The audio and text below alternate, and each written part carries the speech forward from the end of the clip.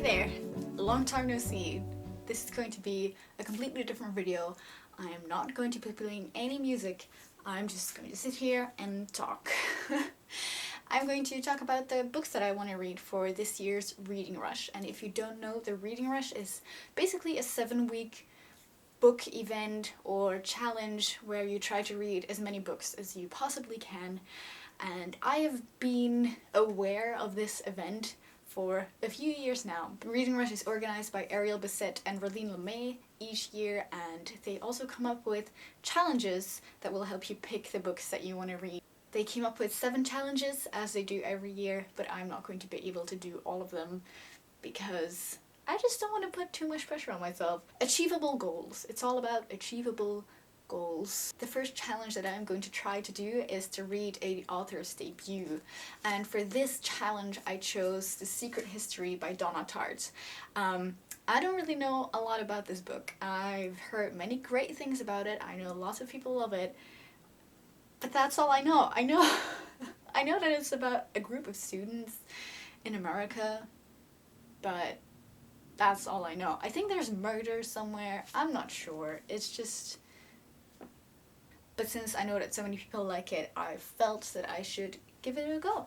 So, and then the second challenge that I'm going to try to do is to read a book that I wanted to read last year. And for this challenge, I'm actually just using the same book. This book has been sitting on my shelf for over a year. I got it in 2018.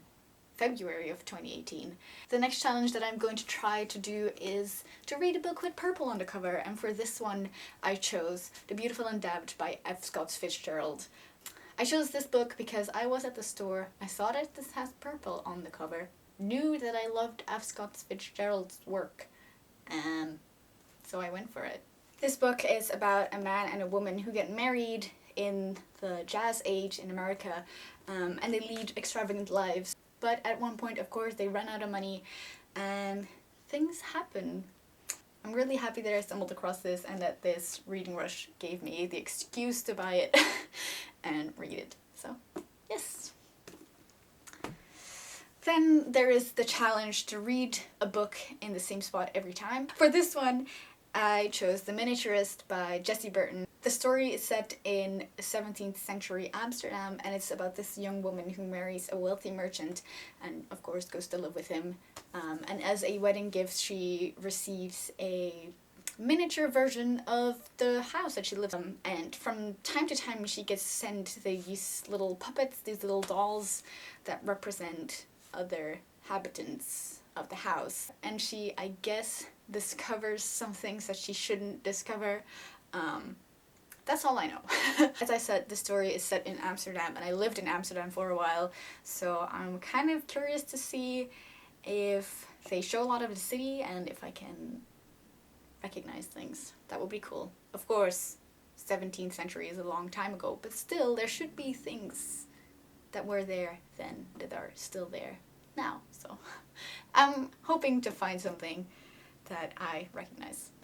And then the last challenge that I want to attempt is to read a book and then also watch the movie or, I guess, series adaptation.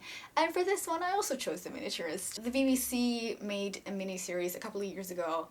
It's, I think, only 3 episodes, and in total it's 2.5 hours, so I feel that's manageable. I think I will try to watch it during the Reading Rush week, so...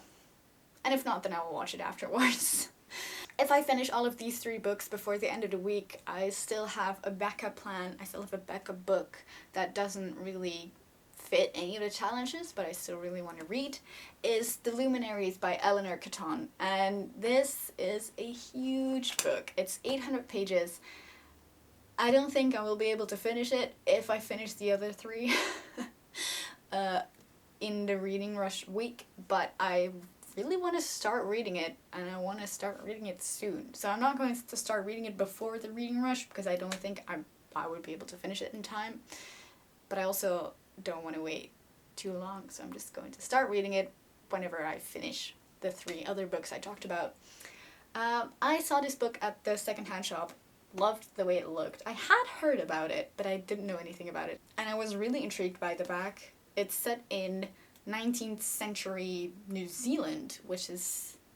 I've never read anything set in New Zealand, I think. So this is a new one for me. And it's also kind of a murder mystery thing. Or I think it's a murder mystery. It is a mystery, but I don't know if there's murder. So, well, so also something that pulled me over the edge into buying this was, you know, the whole star things, and on the inside it also has drawings that relate to astrology. And I don't believe in astrology at all. Whenever I read a description of what a Virgo is and what kind of characteristics they have, and I am a Virgo, I think that is not me at all. That doesn't apply to me in the slightest. So I don't believe it is true. I don't believe that stars have any kind of impact on how people are or their characteristics and things like that, but I would like to believe that it is true. So that's why I wanted to read this. I'm really interested in how it is being incorporated into this book. I'm excited to give it a go. This is going to be the longest book I ever read, I believe. I don't think I've read an 800-page novel. Is Harry Potter 800 pages? Is the fifth one 800 pages? I don't think it is. So those are my books that I want to try to read for the Reading Rush 2019. And I'm really excited to go for it. I can't wait for the Reading Rush to start. If you want to participate yourself, there's a link in the description to find out more. And let me know if you are participating, and then we can have a chat about all things books. Anyway, I will see you next time. Bye!